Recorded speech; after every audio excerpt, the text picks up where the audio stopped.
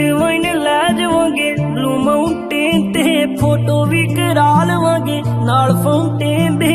ओए आज क्राउड तेरा हाथ फड़ लूंगा सुनी सुनसान विच दिल वाली कहूंगा मैं की लेना दस तेरी कास्ट तो पास्ट तो किदे नाल रही यारा गल तेरी लास्ट तो डोंट फकिंग बिलीव इन रहना पाऊं तेरे बिन छोटी मोटी बातों पे बवाल न करी।